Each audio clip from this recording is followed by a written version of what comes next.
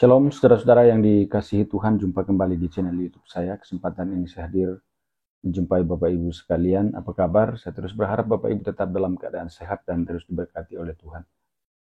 Nah, saat ini kita akan dengarkan kesaksian dari seorang Bapak Muslim yang mana sebelum dia percaya Yesus, dia begitu benci terhadap kekristenan. Ya. Kenapa? Karena ia tidak paham sesungguhnya siapa itu Yesus.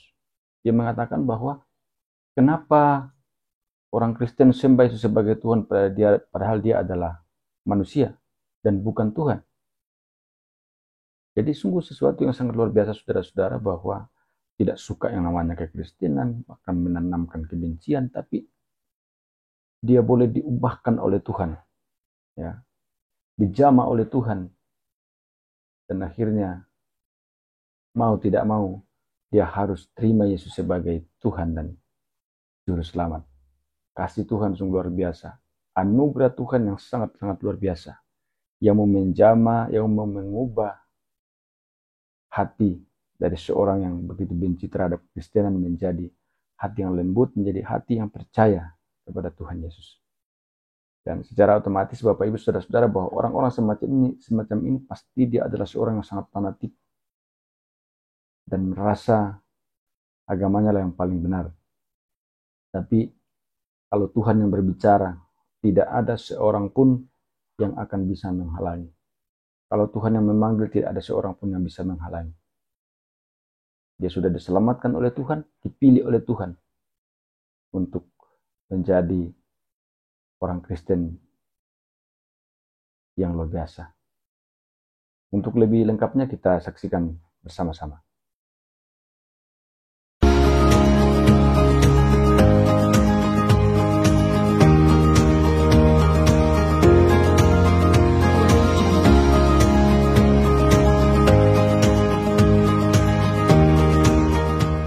Kan nama saya Sukirno. Ya, kalau dengar namanya sudah pasti saya bukan orang Batak, ya, bukan orang Dayak. Karena namanya udah jelas saya itu namanya orang Jawa, ya. Nah, sejarah dari kenapa saya seperti tadi sudah didahului oleh hambanya, nanti akan saya ceritakan secara rinci. Tapi saudara, yang perlu saya ingin ceritakan kepada saudara bahwa saya tidak pernah bermimpi untuk menjadi orang Kristen. Bahkan sama sekali saya tidak pernah bermimpi untuk menjadi seorang hamba Tuhan. Itu bagi saya adalah satu hal yang sangat mustahil. Karena background saya dari keluarga besar yang hampir 99,9 itu orang Muslim. Jadi saya terdidik, kemudian saya dibesarkan, bahkan saya diajari dengan cara-cara mereka. Nah, saudara yang dikasih Tuhan, ada satu yang membuat saya sampai hari ini terkadang menangis, kenapa Tuhan bisa memakai saya, yang tadi di awal saya katakan pada dasarnya saya ini orang yang sangat sekali benci dengan orang Kristen, ya. Bahkan ketika saya dengar kata Yesus Kristus gitu, dalam hati saya sudah bencinya itu nggak ketulungan, karena memang yang tertanam dalam otak saya waktu itu, Yesus itu manusia, dia itu bukan Tuhan. Ngapain orang-orang Kristen menyembah Yesus sebagai Tuhan? Dan itu sesuatu yang saya tidak sangat suka. Nah, mungkin ada teman yang ingin bertanya, sejarah dimulainya Pak Kirno, ya, jadi hamba Tuhan itu dari mana? Atau sejarah dimulainya pertobatannya Pak Kirno itu dari mana? Karena saya tahu bahwa tidak seorang pun hamba Tuhan yang berani menginjili saya. Saya seorang terdidik, seorang yang temperamental, seorang yang keras kepala, bahkan saya didoktrin dengan doktrin yang keras. Jadi tidak ada seorang pun yang bisa, hamba Tuhan terutama dalam hal ini, yang bisa menginjili saya. Nah, tapi begini saudara, hal itu merupakan awal dari perjalanan hidup saya di dalam Tuhan. Sekitar tahun 80 sampai 84,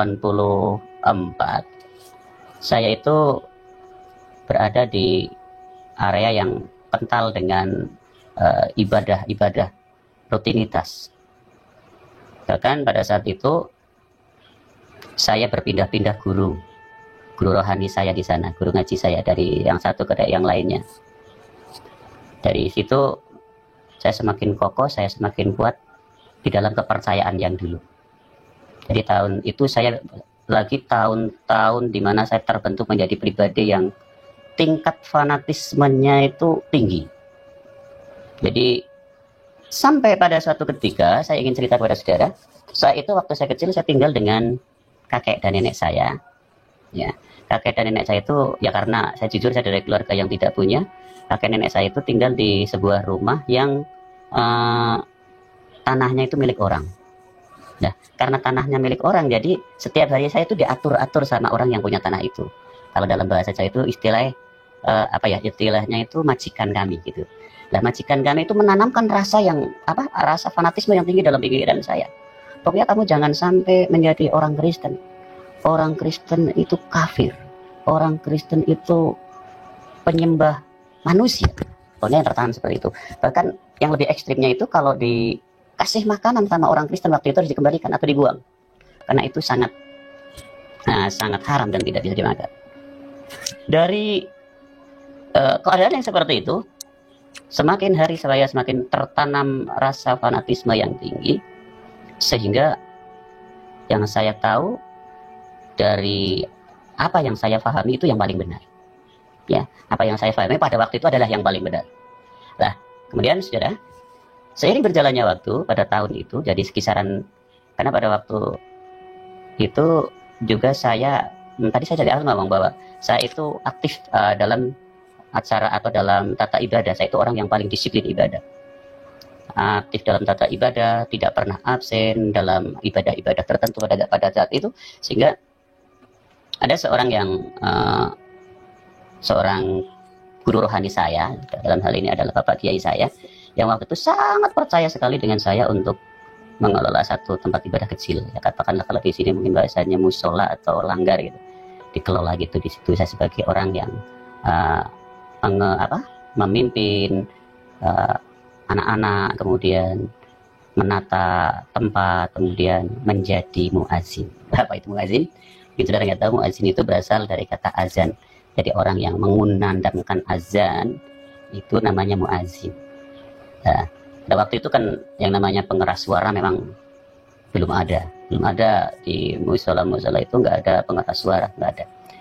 Nah, mungkin waktu itu sang guru rohani saya itu memberikan kesempatan pada saya karena saya tak punya tipe vokal yang keras. Jadi saya itu kalau bersuara itu nggak pakai mic sudah kedengaran gitu. Makanya saya disuruh setiap sore itu ya biasa mengumandangkan azan pada waktu itu. Hingga kalau sampai bergulirnya waktu, ya, kalau ada acara-acara besar waktu itu, ada amandemen besar seperti peringatan Maulid Nabi, peringatan Isra Mi'raj, itu pasti ada lomba-lomba. Waktu itu sudah terbiasa ada lomba-lomba. Salah satu diantaranya adalah lomba itu, lomba untuk mengumandangkan seruan untuk sholat. Nah, pada waktu itu karena memang jumlah musola belum terlalu banyak, jadi beberapa musola itu bergabung mengadakan. Terus ya tanpa pengeras suara memang pada waktu itu, ya, tanpa pengeras suara. Tapi ceritanya saya juga nggak tahu penilaiannya dari mana, kemudian karakter item-item penilaiannya dari mana saya juga nggak tahu. Tiba-tiba ada yang ngomong, kamu juara 1 gitu. Wih, hebat ya, juara 1. Atau mungkin karena suara saya keras gitu mungkin ya. Itu juara 1. Padahal lagunya juga lagu, kan ada lagu Jogja, ada model kayak Jogja, model kayak Surabaya, ada lokatnya gitu kan, ada. Kan seperti itu. Padahal lagunya banyak banget. Kalau saya kan waktu itu cuma yang biasa-biasa saja, karena ketawa saya taunya yang penting bagi saya adalah ada kumandang supaya mereka datang. Nah, dari situ saudara, dari situ saya sudah tertanam bahwa apa yang saya yakini itu benar, ya. Tapi di balik keyakinan saya yang begitu yakin itu, Tuhan Yesus punya cara sendiri. Nah, ini titik awal kenapa saya menjadi seorang hamba Tuhan. Nah, caranya jadi pada waktu itu masih satu lingkungan dengan saya, itu ada persekutuan orang Kristen yang dilayani oleh seorang pendeta. Di situ ada, kalau nggak salah setiap hari Rabu, ya. Setiap hari Rabu itu ada persekutuan di situ, diawali dengan sekolah minggu, dilanjutkan dengan bapak-bapak dan umum. Adalah sekitar 5 sampai 10 orang waktu itu. Anak-anaknya ya ada sekitar segitu, ada sekitar 10 orang.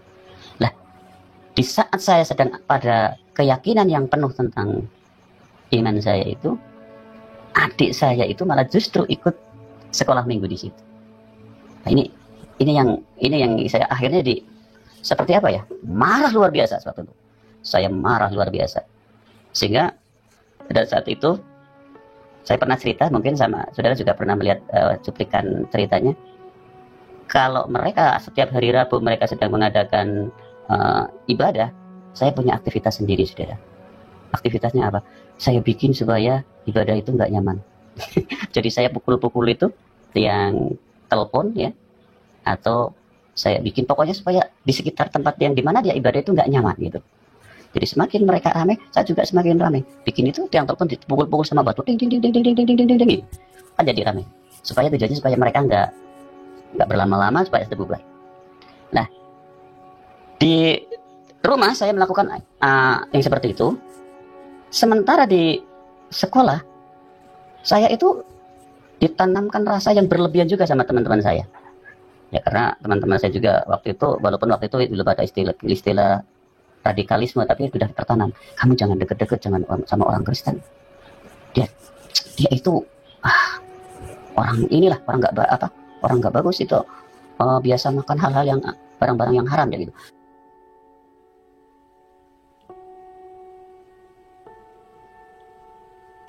Tertanam dalam otak saya rasa percaya diri dan fanatisme yang tinggi. Nah, ada satu hal menarik yang waktu itu saya ceritakan sama sekarang sudah almarhum, sama guru sama guru agama saya waktu saya di SMA SMP. Ya, jadi ceritanya gini. Waktu itu karena saya masih beragama Islam, saya tetap mengikuti agama Islam. Jujur saya SMP sampai SMA saya masih beragama Islam, saudara. Nanti saya ceritakan pendidikan saya ya. Nah, kemudian pada suatu ketika pas hari itu pas jam pelajaran agama, setelah masuk salam dan lain sebagainya, guru agama ngomong, tanya sama semua siswa di situ. Di antara sekian banyak siswa siapa yang nggak berpuasa? Karena pada waktu itu memang sedang bulan puasa. Ya karena saya kan bersikap jujur, saya angkat tangan, saya nggak puasa Pak. Loh kenapa? Ya, satu saya nggak mungkin kuat karena saya harus jalan kaki 4 km pulang pergi, sementara pulangnya dari sini jam 1 siang. Kemungkinan saya nggak kuat, jadi saya nggak berpuasa. Loh kalau kamu nggak berpuasa, nanti kamu nggak bakalan masuk ke surga. Berpuasa saja kamu belum tentu masuk ke surga kan?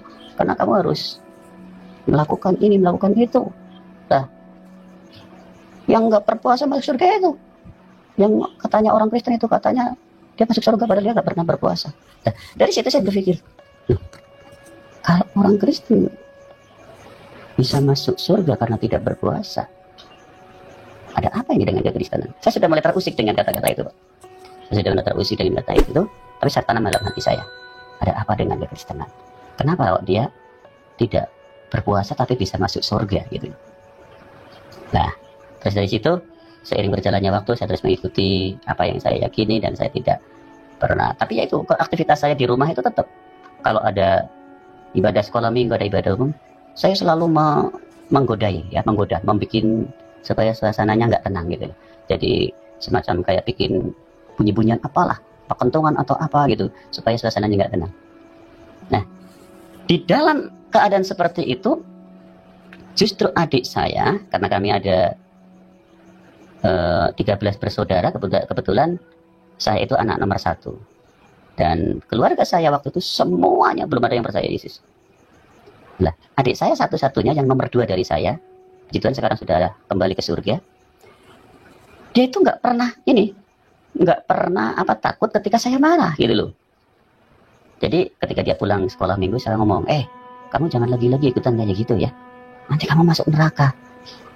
Dia cuma senyum-senyum. Enggak Pak, enggak Kak, saya kan punya Tuhan Yesus. Loh, Tuhan Yesus itu justru yang bikin kamu masuk ke neraka, saya bilang gitu.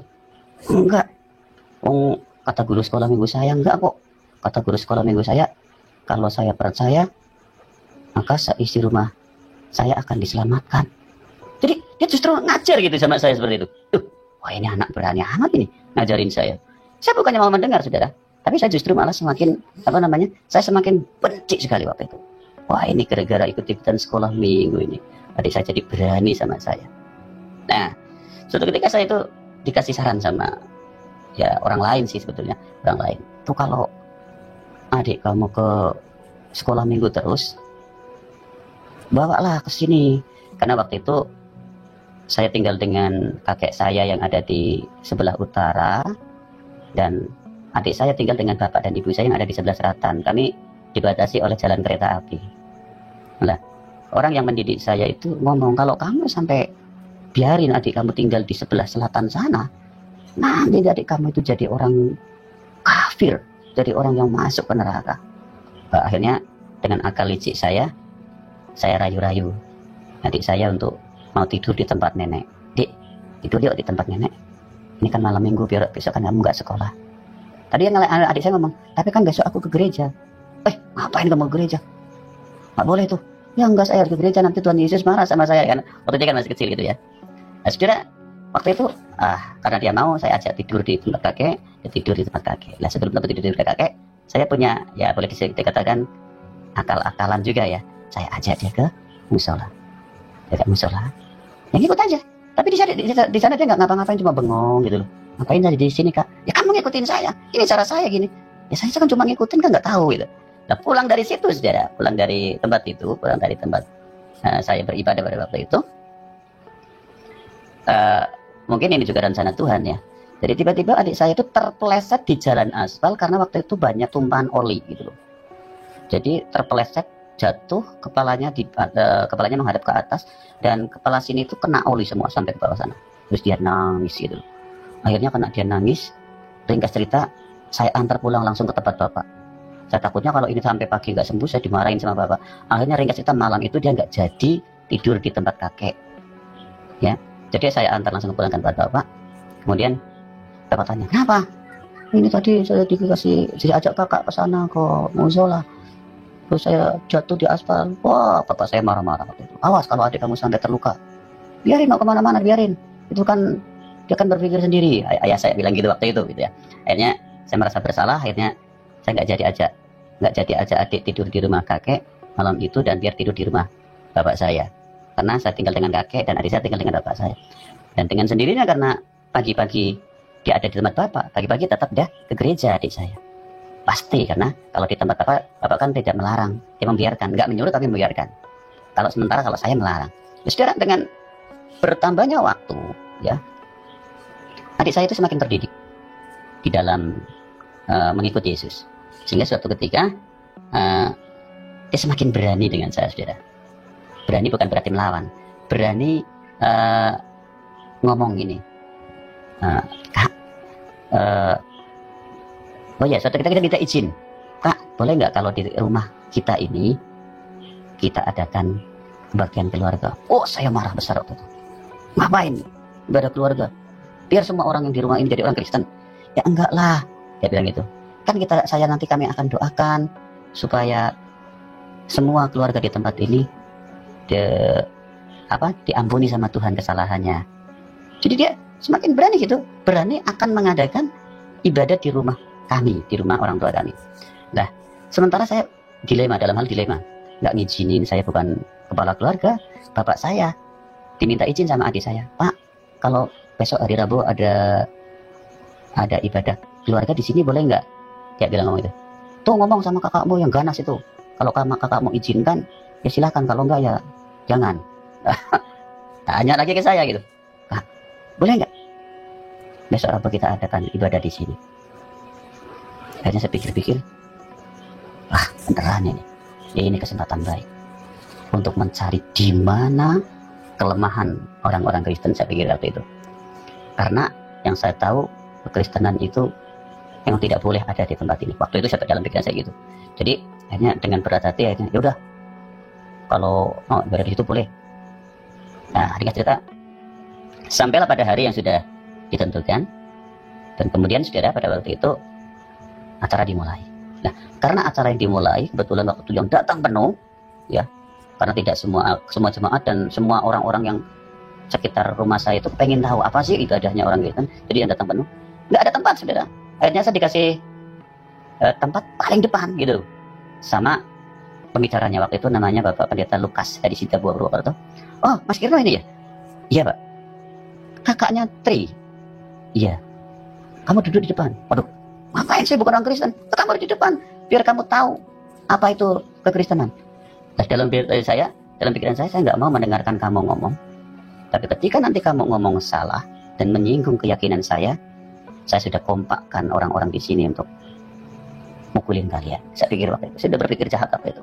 Jadi saya izinkan dan saya duduk di paling depan itu bukan untuk mendengarkan firman Tuhan, saudara. Sama sekali saya tidak kepingin dengar apa itu Yesus. Bahkan suatu ketika sebelum hal itu terjadi, kalau makan bareng dengan adik saya itu kan satu meja, saya lagi doa dengan cara saya, Tuhan Yesus berkati makanan ini supaya jadi berkat bagi saya.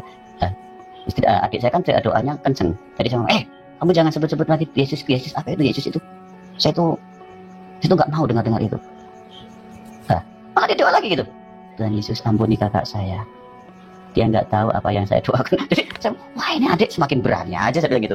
Loh, dari situ saya semakin penasaran, ada apa ini adik saya sampai sebegitu beraninya mendoakan saya di depan saya, sampai begitu beraninya mendoakan. Padahal saudara, seperti tadi saya ceritakan, saya itu orang yang taat beribadah, orang yang tidak mudah untuk melalaikan ibadah pada kepercayaan yang terdahulu.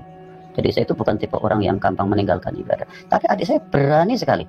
Saya, ada apa ini dengan, apakah pendeta ini kemudian menjelek-jelekan saya di depan, atau menjelekkan tentang agama saya di depan adik saya? Saya sangat penasaran seperti itu. Saudara, rupa-rupanya itu yang saya katakan, itu cara Tuhan. Dari situ saya mendengarkan ibadah dari awal sampai akhir. Sampai pada akhir ibadah yang ada di rumah saya itu, loh kok nggak ada yang menyinggung saya ya? Loh kok nggak ada yang menjelek-jelekan saya ya?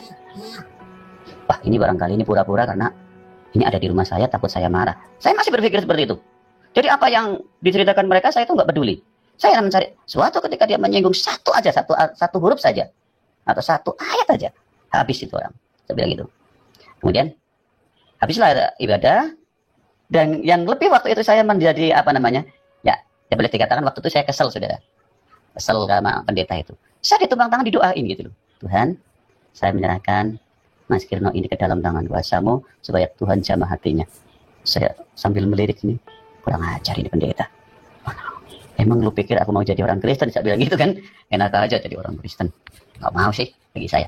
Saudara, berangkat dari peristiwa itu, kemudian tanpa disadari, saudara, karena waktu itu sekitar tahun 83 akhir, waktu itu saya sudah masuki ujian akhir SMB waktu itu, dan ujian praktek juga saya masih menggunakan ujian praktek di kepercayaan saya yang dulu. Jadi tapi saya masih dalam hati saya tetap belum tersentuh oleh yang namanya kasihnya Yesus, sama sekali belum. Jadi yang tertanam dalam hati saya, gimana caranya menjebak pendeta atau orang Kristen menjadi salah dengan saya waktu itu dalam pemikiran saya. Nah, seiring berjalannya waktu, akhirnya pada waktu itu, saudara, setelah hari Rabu, di tempat orang tua saya itu ada kebaktian keluarga, saya itu ada hal yang aneh, yang ini yang sering saya saksikan di mana-mana. Ada suatu hari Minggu, ya, pada suatu hari di hari Minggu pagi, saya itu nggak terbiasa bangun pagi. Saya terbiasa bangun siang, dan saya terbiasa tidak memperdulikan dengan tubuh saya. Biasa saya mandi siang-siangan. Dan di hari Minggu pagi, setelah saya didoakan itu, selang beberapa hari kemudian, tiba-tiba saya itu bangun pagi. Setelah bangun pagi, saya mandi, saya pakai celana panjang, saya pakai kaos, terus kemudian saya di pintu rumah itu, ya bahasa Jawanya itu celingak-celinguk, mau kemana gitu loh. Lah, tiba-tiba saya itu jalan, saudara. Jalan. Sekitar hampir 1 kilometer, saya itu baru sadar. Loh, saya kok jalan jauh nih, udah hampir 1 kilo. Saya di mana? Saya sadar kanan. Ini kan gereja. Karena jarak gereja dengan rumah orang tua saya itu sekitar 1 kilo. Ini kan gereja. Wah, ngapain saya kesini, saya bilang gitu. Jadi tiba-tiba saya itu tiba di sekitar 50 meter dari gereja. Jadi akhirnya saya ambil kesimpulan, wah kalau gitu sekalian aja saya ambil paksa adik saya supaya saya pulang nggak sendirian. Jadi waktu itu saya masuk ke gereja itu bukan niat ibadah. tapi niat mengambil adik saya yang ada di sekolah minggu situ. Ya, sampai masuk di pintu gereja, tiba-tiba pendetanya lama banget. Mas Kirno datang. Pak, saya nggak mau basa-basi. Saya ingin adik saya cepat pulang karena ini waktunya sudah siang. Saya nggak ingin adik saya sekolah minggu di sini. Saya bilang gitu. Oh iya, sabar ya Mas Kirno ya. Sebentar sekolah minggu selesai. Sebentar lagi selesai karena ada di belakang, di pastori. Sementara kita mulai di sini. Mas Kirno mau ikut ibadah nggak? Oh, ngapain saya ikut ibadah? Saya bilang gitu. Saya kan bukan orang Kristen, saya mau menjemput anak saya. Ayo anak saya suruh keluar supaya saya pulang. Saya bilang gitu. Oh iya, sebentar aja. Kita ibadah paling setengah jam, nanti kita ibadah selesai, adikmu selesai juga. Pikir saya kalau ibadahnya setengah jam, kemudian selesai, bersamaan dengan adik saya selesai, ya udahlah sekalian saya ikutan. Waktu itu ibadah adalah sekitar 5 atau 6 orang, tempatnya masih, ya seperti tempat saya inilah masih belum layak gitu untuk disebut sebuah gereja, tapi di situ memang sudah gereja.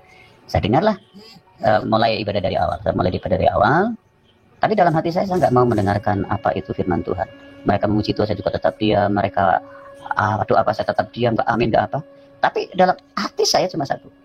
Sekali kamu menyinggung tentang keyakinan saya habisin kamu. Saya panggil teman-teman saya, ya, untuk menghabisin kamu. Saya bilang, karena kebetulan pendetanya itu orang dari Alor. Sementara kami itu kan pribumi gitu loh.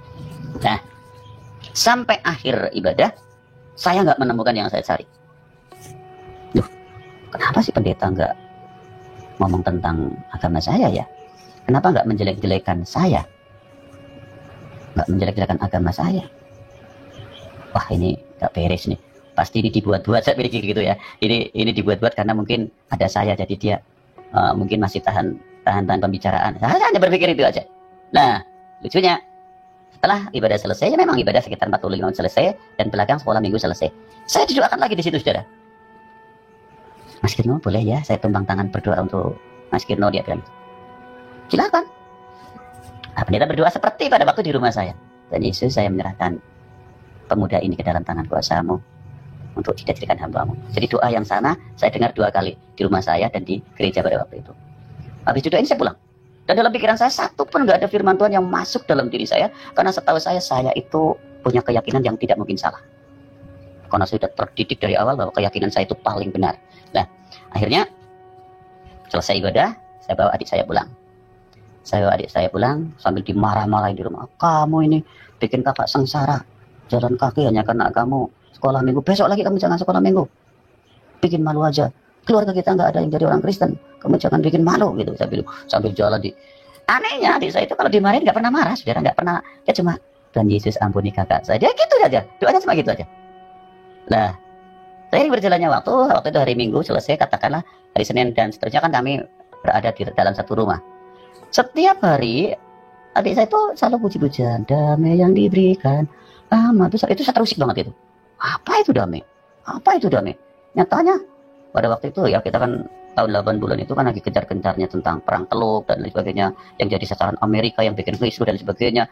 Nyatanya di sana nggak ada damai. Itu kan banyak orang Kristen, orang Amerika, orang Kristen juga nggak bikin damai. Saya bilang gitu. Kamu jangan nyanyi lagi gitu lah. Berisik, saya bilang gitu. Saudara. Itu minggu pertama. Cuma saya lupa hari itu minggu tanggal berapa, tapi saya ingat, saudara. Saya ingat waktu itu sekitar bulan Juli tahun 83. Karena 3 bulan kemudian saya bertobat dan bulan September saya dibaptis.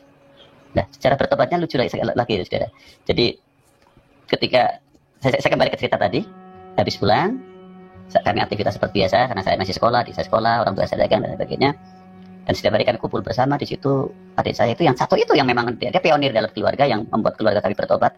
Dia yang pionir itu selalu memujikan damai yang diberikan amat besar, Tuhan Yesus tidak berubah. Itu aja puji-pujian. Jadi saya ketika itu marah-marahin adik saya. Semakin saya marah, dia semakin kenceng nyanyinya gitu loh. Nah, kemudian jatuhlah kemudian sampai pada hari Minggu. Tadi saya cerita hari Minggu waktu saya jemput adik saya. Sampailah pada hari Minggu berikutnya. Hari Minggu berikutnya, saudara, ini yang lebih saya juga tidak masuk akal kenapa Tuhan caranya seperti itu. Tiba-tiba saya bangun lagi. Lebih awal, saya bangun, adik saya sudah pergi. Pak, saya terima, udah pergi ke sekolah minggu. Kemana? Jemput biar dia nggak ikut sekolah minggu lagi. Ngapain kemarin minggu sudah saya marahin kok. Ini minggu berangkat lagi ke sekolah minggu. Saya bilang gitu kan. Saya dandan rapi biasa, ya. Kemudian saya berangkat Seperti yang minggu pertama tadi, saya datang ke situ marah-marah sama pendeta. Pak Pendeta, tolong ambil adik saya. Apa ini ke sekolah minggu lagi? Saya nggak suka dengan ini. Saya ngasih tak dalam kondisi marah gitu. Dengan kasihnya dia merangkul saya. Mas Kirno, sebentar adikmu selesai ibadah, kita ibadah lagi ya. Jadi saya ada ibadah lagi waktu itu, saudara. Ibadah lagi, ibadah yang kedua. Minggu yang kedua maksudnya. Minggu yang kedua waktu itu, saya ibadah lagi, saya di depan lagi. Lah, di depan lagi, karena kebetulan kalau saya ibadah, karena memang jemaatnya belum banyak, saya itu duduk paling depan. Duduk paling depan, dan saya melihat pada minggu yang kedua itu, saya ada merasakan yang lain. Saya sudah tidak lagi membenci secara frontal, tapi sudah ketika pendeta berkhotbah, saya sudah membayang-bayangkan, kenapa teman-teman saya yang Kristen yang di sekolah itu kok baik-baik ya? Terus saya jadi ingat guru agama saya yang tadi ngomong, kalau kamu kepengen masuk ke surga itu kayak orang Kristen itu, yang katanya nggak puasa tapi masuk ke surga. Lah, itu saya ingat dengan kata-kata itu. Lah, kalau orang Kristen nggak puasa masuk ke surga, berarti enak dong. Kalau ada yang enak, kenapa cari yang susah? Saya pikir itu kan waktu itu. Jadi sudah berubah. Nah, ini saya sudah mulai mau menerima firman waktu itu. Akhirnya saya mau menerima firman. Ketika firman dibacakan, saya sudah berani ngomong amin. Walaupun saya nggak tahu maksudnya. Amin. Selesai ibadah, karena ibadah selesai, saya ditawarin sama hamba Tuhan waktu itu. Mas Kirno biasa baca nggak? Oh bisa Pak, biasa Pak. Saya paling suka baca. Saya itu waktu muda itu termasuk kutu buku gitu. Jadi kalau ada satu buku, pasti saya baca. Bisa sampai selesainya bisa 1 atau 2 hari sampai selesai lah. Pokoknya sampai saya baca sampai selesai baru saya tinggalkan. Dan waktu itu ketika saya mau pulang ibadah, Pak pendetanya itu, almarhum Pak Yefuna itu kasih 1 buku ke saya. Yang pertama dia kasih itu buku risalah kesaksian tentang pendeta Yusuf Roni. Ya, kemudian yang kedua dia kasih Alkitab. Jadi gini, ini buku tolong dibaca. Nanti kalau Mas Kirno sudah baca sampai selesai, bisa dibaca yang ini. Artinya Alkitabnya bisa dibaca.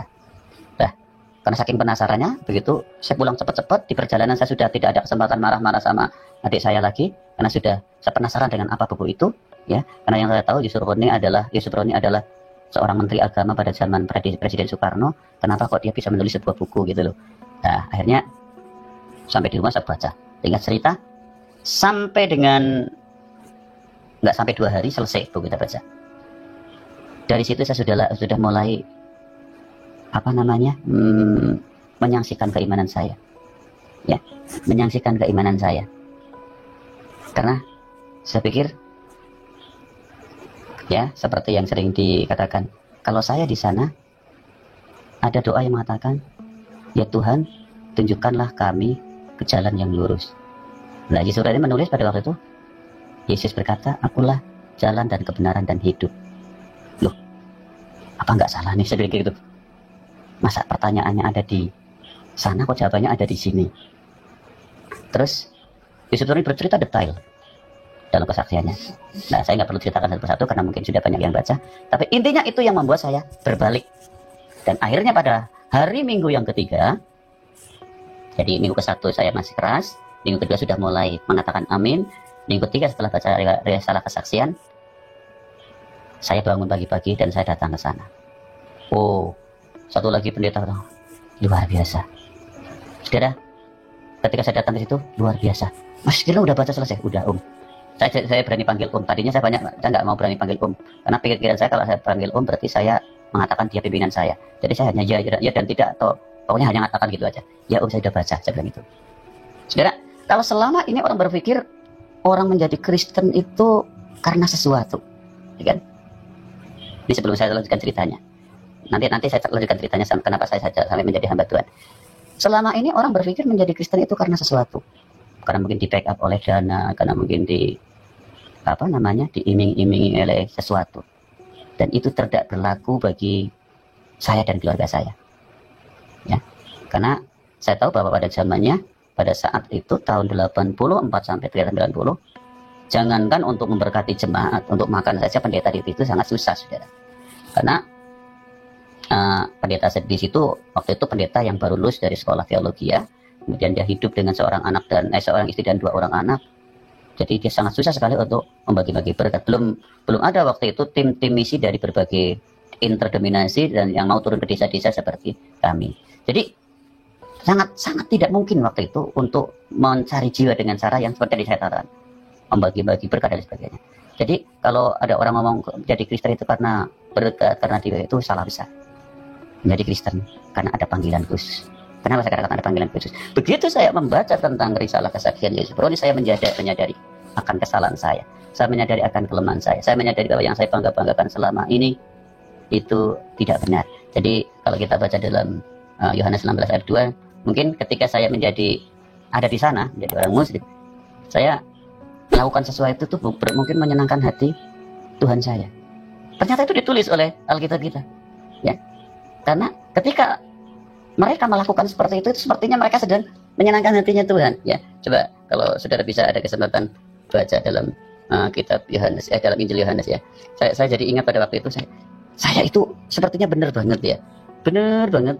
Tapi ternyata salah, ternyata salah saya. Kenapa?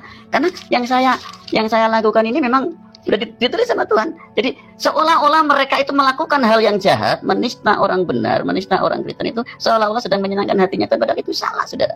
Ya, tadi saya katakan dalam Yohanes pasal 16 ayat yang ke-2 dan ke-3, ya, saudara, kalau bisa baca di sana bisa dibaca. Itu saya waktu itu kan bangga sekali dengan membenci, dengan melarang adik saya untuk tidak ikut menjadi orang Kristen. Itu kan saya dengan bangganya. Tapi ternyata itu nggak benar, saudara. Ya, jadi ini menjadi apa namanya, peringatan bagi kita. Ya, ini saya bacakan ayatnya yang kedua. Kamu akan dikucilkan, ya. Bahkan kamu bahkan akan datang saatnya orang yang menyangka bahwa berbuat yang seperti itu adalah berbakti kepada Allahnya. Tetapi semua ini telah kukatakan padamu supaya kamu, ya, supaya apabila saat itu datang kamu harus harus berhati-hati. Ini saya bacanya agak jelas ini karena kacamata saya. Ya, jadi waktu itu saya dengan bangganya yang seperti itu saya lakukan. Tapi saya katakan ketika saya membaca apa yang saya ketahui, yang saya baca dari risalah kesaksian Yosef Browne itu semuanya salah. Dan saudara, jadi yang pertama saya ingin mengatakan tidak semua yang menjadi hamba Tuhan, yang menjadi orang Kristen itu murtad dari agama lamanya karena sesuatu. Tidak. Tapi Tuhan Yesus punya cara sendiri untuk mengambil umatnya, mengambil pribadi yang memang layak dipakai Tuhan. Ya, kembali saya kembalikan cerita saya kepada yang tadi. Setelah saya membaca risalah kesaksian, kemudian minggu ke-4 saya datang lagi ke situ. Dan saya maju dengan beraninya, Om, saya siap dibaptis. Kok cepat amat? Iya, saya dibaptis. Karena saya percaya bahwa Tuhan Yesus yang diajarkan sama Om itu Tuhan yang selama ini saya cari. Karena selama ini saya hanya mencari jalan kebenaran. Kebenaran itu ada di dalam Yesus. Dan saya lebih dikuatkan lagi bahwa di bawah kolong langit ini tidak ada pribadi yang lain yang bisa menyelamatkan. Selain hanya di dalam, tidak ada nama yang bisa menyelamatkan selain hanya di dalam nama Yesus. Saya butuh keselamatan, Om. Akhirnya tepat bulan September, tanggalnya saya agak lupa, tapi saya ingat waktu itu bertepatan dengan orang Muslim merayakan Idul Adha. Jadi kalau ada yang punya ingat dengan bulan tahun 84 waktu itu bulan September tahun 84, tanggalnya saya lupa lagi, saya dibaptis. Saya diberi nama Petrus. Dan saya tanya, Om, kenapa saya dikasih nama Petrus? Petrus itu artinya batu karang. Kamu itu orang yang paling keras. Jadi kamu itu seperti batu karang. Tapi saya tahu bahwa dan Yesus katakan di atas batu karang ini aku akan mendirikan jemaatku. Maka saya percaya bahwa satu ketika kamu akan dipanggil menjadi hambanya. Mendengar kata-kata itu, karena waktu itu saya bertobat baru dan saya tahu kehidupan pendeta itu seperti apa. Seperti awal tadi saya katakan, saya itu nggak pernah mimpi untuk jadi hamba Tuhan atau pendeta. Bagaimana tidak? Orang pendeta saya saja kalau, maaf ya, pada waktu itu pada waktu saya masih bertobat, kalau butuh makan aja saya yang harus ngirim berasnya ke gereja, karena memang jemaat masih kecil, persembahan paling dapat berapa, anaknya ada 2 dan lain sebagainya. Jadi saya hanya mengamini, tapi bukan mengamini untuk menjadi seorang hamba Tuhan, saudara. Saya hanya mengamini bahwa saya menjadi orang yang memiliki janji keselamatan itu. Amin, gitu ya. Ringkas cerita, setelah di situ saya di backup langsung, dididik secara rohani, karena saya sudah menyatakan bertobat setelah saya dibaptis. Saya dikasih pelayanan, mulai dari pelayanan. Ya, saya nggak tahu apa yang mendasari mereka atau pendeta saya itu kasih pelayanan ke saya. Padahal saya orang baru, saya tidak berangkat dari sekolah minggu, saya tidak berangkat dari kaum muda, tidak berangkat dari awal. Keluarga kami juga masih belum percaya Yesus pada waktu itu. Kemudian dia kasih pelayanan saya, mulai dari pelayanan kaum muda, mimpin pujian dan lain sebagainya. Jujur di bidang musik saya memang nggak bisa main, tapi untuk menyanyi saya tahu not. Jadi saya nggak dikasih kesempatan untuk main musik karena memang saya nggak bisa. Tapi untuk kalau sekarang bahasanya mungkin worship leader, kalau dulu pemimpin pujian, saya selalu memimpin pujian dengan semua kelebihan dan kekurangan saya pada saat itu. Nah, akhirnya mulai dari situ saya diajak buka di berbagai tempat. Ada sekitar waktu itu 5-6 titik perintisan yang saya ikut di dalamnya untuk mendedikasikan, ya, siang malam saya sampai. Yang herannya lagi, saudara, ketika saya sudah mendedikasikan dirinya seperti itu, saya kembali kepada agama saya yang dulu. Guru saya itu, guru ngaji saya itu ngomong, Mas Kirno, kamu itu jangan ke gereja karena nanti Mas Kirno salah jalan. Nah, saya itu waktu saya masih sempat bohong sama guru saya. Mbah, saya itu lagi belajar. Nanti kalau belajarnya sudah selesai kan saya kembali ke rumah, saya bilang gitu. jadi saya itu lagi belajar karena nanti kan belajarnya sudah selesai. Orang namanya sekolah kan nggak mungkin di sekolah terus, toh, mesti kembali ke rumah. Jadi saya lagi belajar, biar saya kembali ke rumah. Nah, begitu, saudara. Akhirnya, tapi rupa-rupanya itu tidak terjadi mulus begitu saja. Tidak terjadi mulus begitu. Di satu sisi di dalam gereja saya dididik untuk bagaimana memenangkan jiwa dari yang tidak percaya menjadi percaya, dari yang sudah ada menjadi banyak. Di lain sisi, di kesempatan yang lain saya di sekolah di pressing, ya. Karena masuk SMA kelas 1 pada bulan ke-1, ke-2, ke-3 saya masih berada di Kedar, masih berada di agama yang dulu. Begitu masuk bulan ke-4 saya menghadap kepala sekolah, Pak, mulai besok saya tidak ikut agama Islam karena saya sudah percaya Yesus. Wah, geger, saudara. Ramai banget waktu itu di sekolah saya, ya. Karena kebetulan SD, SMP, SMA saya itu sekolah negeri semua. Saya di SMA negeri, SMP-nya negeri, SD-nya juga negeri. Jadi waktu itu bukan sesuatu yang lazim. Nah, akhirnya saya di-pressing sama wali kelas saya sampai 4 kali disidangkan di sekolah. Diancam, kalau Mas Kirno tidak mau kembali ke kepercayaan lama, Mas Kirno tidak saya luluskan dari SMA. Nah, saya juga ngomong, Pak, Bapak juga, karena waktu itu kebetulan saya ketika saya pindah agama, saya kan melapor langsung ke kepala sekolah. Kelihatannya kepala sekolah lebih nasionalis, kan dia welcome gitu. Silahkan, nggak apa-apa pakai Mas Kirno, karena itu kepercayaan jenengan. Nah, kepala sekolahnya welcome, tapi wali kelas saya nggak welcome. Tapi saya tahu bahwa wali kelas saya itu belum PNS waktu itu, masih guru honorer. Jadi saya balik ngomong sama wali kelas saya, Pak, Bapak boleh tidak menaikkan kelas saya atau tidak meluluskan saya. Tapi kalau saya tidak naik kelas dan saya tidak lulus, Bapak juga tidak tahan lama jadi guru di sini. Jadi saya ikut ngancam itu. Wah, kamu berani sama saya? Saya nggak berani. Karena saya ingin hak saya sebagai warga negara itu juga memiliki hak yang sama. Pasal 29 Undang-Undang Dasar 45 bahwa negara itu menjamin kebebasan masyarakatnya untuk beribadah sesuai dengan agama dan keyakinannya masing-masing. Itu harus berlaku di mana-mana, bukan berlaku di satu tempat. Saya bilang gitu. Nah, ingat cerita sampai 4-3 kali saya disidangkan di itu, tapi saya bersikukuh. Dan kalau saudara pengen tahu hasilnya akhir, saudara, saya itu lulus dari sekolah SMA itu sebenarnya saya nggak bodoh-bodoh amat, karena saya juga pernah menjuarai beberapa bidang. Kemudian karena waktu itu saya ambil bidang biologi, karya tulis saya juga nilainya 9, tapi saya dimatikan di nilai STTB saya. Jadi nilai STTB saya itu dari A sampai pokoknya semua mata pelajaran itu nilainya 6 semua, cuma hanya untuk lulus gitu.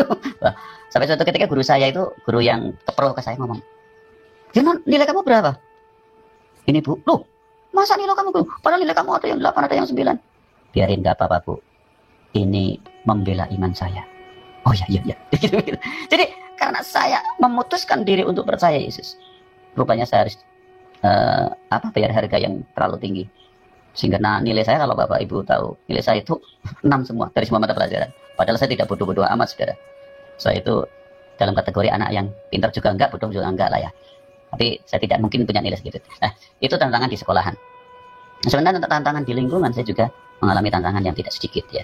Karena teman-teman saya juga ya ada yang kaget gitu ya, terutama guru ngaji saya. Ketika saya jadi orang Kristen. Aku di situ terpukul banget. Cuma hebatnya lingkungan kami itu ketika saya sudah berpindah keyakinan, karena dari awal saya sudah menjadi seorang ketua pemuda, saya itu tidak diganti. Jadi ketua pemudanya nggak diganti dari awal.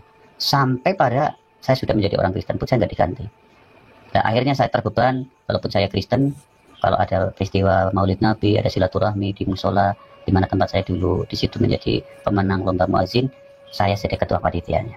Dan itu berjalan bertahun-tahun, tidak cuma setahun, 2 tahun, sekali 2 kali. Lah, sampai akhirnya pada klimaksnya ada seorang kepala desa yang ngomong seperti ini sama jamaah. Emang di sini nggak ada orang pintar apa? Gitu loh. Sorry. Emang di sini nggak ada orang pintar apa? Kepala desanya waktu itu masa acara kayak gini ketua panitianya kok orang Kristen, dia bilang gitu kan waktu itu. Lah, tapi sebetulnya teman-teman sih nggak peduli ya, teman-teman pemuda nggak peduli. Akhirnya saya tahu diri, akhirnya saya mengundurkan diri dari ketua panitia pemuda pada waktu itu dan diurus sama yang lain. Nah, yang ingin saya katakan kepada saudara, walaupun saya tadi belum mengatakan saya lahir dibesarkan di satu kota kecil di Kabupaten Cilacap namanya Kota Sidoarjo. Dan saudara, saya mendedikasikan dirinya untuk pemuda itu sebelum saya jadi hamba Tuhan, sebelum saya mengenal Yesus, saya sudah ngumpulin teman-teman untuk suka berkumpul, suka dididik, bersatu dalam satu paguyuban remaja. Kalau sekarang dikenal dengan Karang Taruna. Itu dari tahun ke tahun saya itu selalu mengasuh mereka. Jadi bagi saya mendidik orang itu lebih penting karena jauh lebih bermanfaat. Nah, di dalam keadaan seperti itu, walaupun di satu sisi saya mengalami pergolakan di sekolah, saya mengalami pergolakan secara rohani karena ditekan oleh sekolah, ditekan oleh wali kelas. Kemudian ya akhirnya juga saya menyadari bahwa pihak pemerintah desa juga agak sedikit mengucilkan saya pada waktu itu. Tapi saya tetap bertahan dan saya tetap di bidang rohani. Saya semakin taat, semakin tekun untuk belajar tentang bagaimana menghidupi firman, bukan mendengar. Kalau dulu saya hanya mendengarkan, tapi sekarang menghidupi firman. Karena bapak rohani saya itu kalau berkhotbah, bagaimana caranya kita itu menjadi pelaku firman, menghidupi firman. Kalau hanya sekedar mendengarkan percuma. Nah, itu saya bagaimana caranya kita menghidupi firman. Salah satu diantaranya adalah kita ingin jadi garam dan terang. Nah, dari berbagai peristiwa rohani yang saya alami pada waktu itu, kemudian ada beberapa pendeta senior kami yang mendoakan kami. Waktu itu saya ingat ada misionaris dari Amerika yang datang mendoakan kami, terutama saya secara pribadi. Karena saya kalau ibadah itu pasti tampil sebagai pemimpin pujian, jadi saya didoakan. Dan doanya sama, saudara. Dan Yesus berkati dan jadikan anak muda ini sebagai hamba-Mu. Jadi doa yang sama itu dilakukan oleh beberapa pendeta hanya untuk saya. Sampai akhirnya, ringkas cerita, saya pada tahun 90-an saya mengalami ya namanya perkembangan. Waktu itu saya sudah lulus. Jadi saya lulus SMA tahun 87, SMP tahun 83, saya lulus SD tahun 80, dan tahun 90 saya sudah masuk dalam ranah kehidupan umum. Karena saya tidak ada satu hal yang ingin saya ceritakan lagi. Habis lulus tahun 87, saya itu dapat berbagai macam donatur yang ingin mendanai saya untuk menjadi seorang hamba Tuhan. Termasuk salah satu di antaranya itu yang dari Amerika. Beliau ngomong, Mas Kirno, kalau Mas Kirno bisa pulang saat ini, pamit sama ayahmu, saya akan bawa Mas Kirno ke Amerika untuk jadi hamba Tuhan. Saya pamit sama ayah. Ayah saya itu marah besar. Ngapain jadi pendeta? Pendetamu aja gak bisa makan kok jadi pendeta. Gak boleh. Dari situ saya kecewa, saudara. Sudah nggak sekolah lah. Malas, saya nggak pengen sekolah. Dan saudara, perlu saudara ketahui, mulai dari yang tadi adik saya bertobat, kemudian membuat yang kedua saya bertobat. Setelah saya 1 bulan dibaptis, 2 bulan dibaptis, kemudian saya membawa ibu dan ayah saya, dan ringkas cerita seluruh keluarga saya bertobat. Dan waktu itu dalam tahun yang sama, ayah saya juga bergerak cepat sehingga Pak Di saya bertobat, dan ada beberapa orang yang waktu itu bertobat. Ya karena Tuhan memakai keluarga kami. Sebenarnya saya tertarik waktu itu, wah jadi hamba Tuhan mungkin lebih baik ya, karena Tuhan sudah pakai keluarga kami menyelamatkan jiwa-jiwa. Tapi akhirnya saya kembali ke tahun 90, Tahun 90 kami mengalami pailit secara ekonomi. Kemudian tahun 94 saya menikah. Saya menikah dalam posisi saya tidak punya pekerjaan tetap. Saya hanya kerja di koperasi swasta. Dan tahun 93 sampai 97 saya jatuh miskin. Di situ saya berhenti tidak ke gereja dan saya sempat masuk dalam ranah perdukunan. Jujur saya katakan saya pernah masuk dalam ranah perdukunan karena waktu itu pikiran saya sudah kalut. Membiayai anak saya yang nomor satu, penghasilan saya nggak tetap, sementara nggak ada penghasilan yang lain, saya sudah kalut. Akhirnya kebangkitan kedua saya berawal dari tahun 2003. Pada waktu itu saya kembali ingatkan kepada saudara bahwa orang yang percaya Yesus pasti di surga. Ini iman kita kan. Nah, waktu itu saya dalam kondisi saya dikondisikan untuk percaya dukun. Suatu ketika saya disuruh bertapa di sebuah tempat di Kabupaten Tegal. Selama 40 hari saya bertapa di sana. Mimpi saya waktu itu saya nggak mimpi kepengen ketemu Tuhan Yesus karena saya percaya bahwa mungkin pada waktu itu dalam pemikiran saya, dalam pemikiran saya Tuhan Yesus nggak bisa menolong masalah saya. Nah, akhirnya di hari yang ke-40 saya berpuasa di sana, di sebuah tempat di daerah Tegal sana, bertapa dalam kategori bertapa. Saya mendapat satu penglihatan. Penglihatan saya itu, saya melihat adik saya, waktu itu adik saya sudah berpulang ke rumah bapak, sudah meninggal, yang tadi yang kalau sekolah minggu saya larang itu sudah meninggal dalam usia ya masih muda karena dia meninggalkan anak satu dan nikah Kristen juga saya ikut merestui waktu itu dan dia meninggalkan satu anak.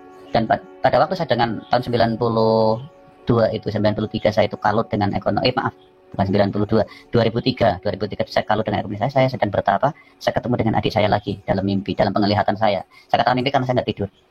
Dia cuma ngomong satu kata, "Mas, jenengan keliru." Bahasa Indonesianya, "Kakak keliru. Caranya nggak seperti itu kalau mencari harta itu caranya nggak seperti itu." Akhirnya saya pulang, saya nangis, saya mohon maaf sama istri sama anak saya kalau saya meninggalkan anak nggak pernah menghasilkan uang.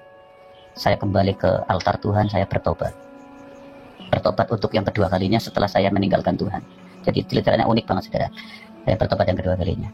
Padahal waktu itu saya sudah, kalau saya tulis biografi saya itu udah bekerja jadi penyiar radio, udah jadi apa, tapi saya masih jauh dari Tuhan. Saya 3,5 tahun menjadi penyiar radio, tapi radio bukan radio rohani ya, radio umum. Dan waktu itu nggak ada damai sejahtera, sehingga membuat keluarga saya semakin terpuruk. Akhirnya 2003 saya bertobat, saya diadopsi oleh seorang hamba Tuhan. Waktu itu saya sengaja bergeser dari organisasi saya yang lama ke organisasi yang baru dan bergeser. Di situ saya diadopsi, diterima dengan baik oleh seorang hamba Tuhan namanya Pak Matias, sekarang sudah almarhum, dan saya dikasih pelayanan. Saya dikasih pelayanan untuk megang kaum muda, seperti pelayanan awal pada waktu saya pertama kali bertobat menjadi seorang orang Kristen ya, awal-awal saya menjadi orang Kristen. Dan akhirnya 2005 almarhum Pak Matias dipanggil Tuhan dan saya diajak oleh teman saya untuk membuka pelayanan di waktu itu kalau nggak salah ada di 7 titik pelayanan di Kabupaten Cilacap. Jadi kalau saudara kepengen main ke Kabupaten Cilacap, ternyata di Kabupaten Cilacap itu masih banyak daerah-daerah terpencil yang belum terjamah oleh berita kebenaran firman Tuhan. Termasuk ada beberapa kecamatan, karena di Cilacap itu ada 24 kecamatan yang ada beberapa kecamatan yang belum terjamah. Nah, saya itu tipe penginjil yang memang nggak mau berangkat keluar daerahnya sendiri, masih di daerah sendiri. Singkat cerita, tahun 2005 saya membuka di beberapa tempat. Ada 3 tempat di Kampung Laut, Kecamatan Kampung Laut, kemudian 1 tempat di Bantarsari, 1 tempat di Kecamatan Karangpucung. Ada beberapa tempat, saya agak lupa waktu itu. Lah, tahun 2005 saya buka, 2009 saya buka lagi 2 tempat di Pulau Nusa Kambangan, 2009, dan waktu itu saya belum pendeta. Jadi kalau ada yang tanya, Pak Kirno itu jadi pendetanya kok tiba-tiba jadi pendeta itu gimana? Ini yang perlu saya garis bawahi. Kalau sekarang yang lagi tren kan ada istilah pendeta kejadian dan pendeta keluaran. Ya. Kejadian itu yang tiba-tiba dipanggil punya talenta khusus, menyelamatkan banyak jiwa, kemudian diusulkan sama organisasi jadi pendeta. Lah kalau keluaran mungkin keluaran sekolah teologi ya. Lah kalau saya itu yang pertama tadi. Jadi karena saya punya talenta ya seperti tadi doa para hamba Tuhan, Tuhan pakai anak muda ini menjadi hambamu. Jadi tempat di mana saya menginjakkan kaki, di situ saya bisa melayani dan di situ saya bisa memenangkan jiwa. Dan 2009, 2010 saya bisa membuka 2 tempat waktu itu di Kecamatan Klaces, Kampung Laut. Jadi satu tempat yang belum ada sama sekali, kemudian saya buka, kemudian saya tinggalkan di situ ada 17 jiwa. Dan yang paling super heboh itu ketika saya membuka di pedalaman Pulau Nusa Kambangan. Perlu Anda ketahui bahwa Nusa Kambangan itu yang dijadikan tempat untuk penahanan napi itu hanya sepertiga dari seluruh luas Pulau Nusa Kambangan. Sementara 2/3 yang lain itu wilayah pemukiman ya, dan wilayah perkebunan umum di sebelah barat. Nah, saya buka itu di pemukiman dan perkebunan umum. Jadi saya tidak masuk ke daerah-daerah yang terlarang di situ, yang tidak boleh orang awam masuk. Jadi saya masuk di daerah pemukiman, dan waktu itu saya dalam waktu 1 bulan bisa menyelamatkan, membaptis 35 jiwa waktu itu dari orang-orang buangan, orang-orang ya yang saya temui pada waktu itu adalah orang-orang yang yang lepas dari penjara tapi tidak mau kembali ke daerah asal karena mereka takut dengan dengan masyarakat yang ada di sana, masyarakat yang ditinggalkan, kemudian takut dengan dosa lamanya. Jadi ada seorang Bugis yang saya selamatkan pada waktu itu, karena saya kata, kenapa nggak mau pulang ke tempatnya? Mbak, kalau saya pulang ke sana pasti saya dibunuh, karena saya pernah membunuh orang di sana. Jadi mereka rata-rata ketakutan. Itu yang saya selamatkan pada waktu itu. Dan saya bisa selamatkan mereka bisa bertobat dalam waktu saya kata tadi, 1 bulan saya bisa mendapat 35 jiwa. Dan singkat cerita, 2011 saya ada sedikit miskomunikasi dengan sesama hamba Tuhan di satu organisasi. Saya tidak menyebutkan salah satu denominasi. Saya tidak mau menyebutkan karena ini mungkin juga hal yang tidak perlu disebutkan. Kemudian saya berpindah ke satu denominasi yang lain sampai dengan hari ini. Tahun 2012 saya ditabiskan oleh Gereja Sidang Jemaat Allah dan memulai pelayanan yang baru lagi, saudara. Jadi itu sudah berapa tempat itu? Dimulai dari rumah saya di tempat ini. Itu dimulai dari 5-6 orang, dan sampai sekarang saya juga punya cabang perintisan di Kampung Laut juga. Ada 5 kakak di sana. Jadi, saudara, yang ingin saya tekankan kepada saudara, saya itu pembenci Yesus. Saya itu menganggap diri saya itu paling hebat, paling pintar, paling benar pada waktu itu. Tapi saya sadar, ketika Yesus semakin dibenci, Yesus semakin mencintai kita. Ya. Bahkan pada saat saya sudah melayani, saya sempat putus asa. Ya. Tahun 2011, karena saya ada benturan-benturan dengan sama hamba Tuhan, saya keluar dari organisasi yang kedua ini, dan saya tidak mau melayani. Tiba-tiba setiap hari itu banyak hamba Tuhan datang ke rumah saya mendoakan saya. Dan saya sampai nggak sadar, saudara. Kalau Tuhan Yesus mengatakan, marilah kepada aku yang letih lesu dan beban berat, padahal saya sudah menjadi hambanya. Akhirnya pada waktu itu ketika saya ditahbiskan jadi hamba Tuhan, saya pajang ayat itu di mimbar saya, marilah kepada aku engkau yang letih lesu dan berbeban berat, aku akan memberikan kelegaan kepadamu. Karena itu mengingatkan saya bahwa saya yang dulu adalah seorang pembenci, saya yang anti, semakin saya benci, Tuhan Yesus semakin mencintai saya. Sehingga setiap kali saya ketemu, saya didoakan, saya diampuni. Berapa kali orang mendoakan saya, dan berapa kali adik saya waktu itu mengampuni saya, yang membuat saya dipanggil sesuai dengan rencana Tuhan. Jadi seperti doa para hamba Tuhan terdahulu, saya dijadikan hambanya, puji Tuhan itu terjawab sekarang. Tepat saya katakan tadi, 2012 awal saya ditabiskan menjadi seorang pendeta di tempat saya dari sebuah lembaga gereja sidang Jemaat Allah, dan sekarang saya sudah menggembalakan berapa tahun ini, 2012 sampai hari ini sudah sekian tahun ya, 8 tahun lebih, hampir 10 tahun. Itu walaupun ya tidak banyak jemaat yang bukan tidak banyak, tapi saya akan terus bekerja. Dan satu hal yang ingin saya jelaskan kepada saudara, bahwa jangan main-main dengan Yesus. Semakin main-main, semakin kita otaknya dibikin main. Siapa itu Yesus? Kenapa?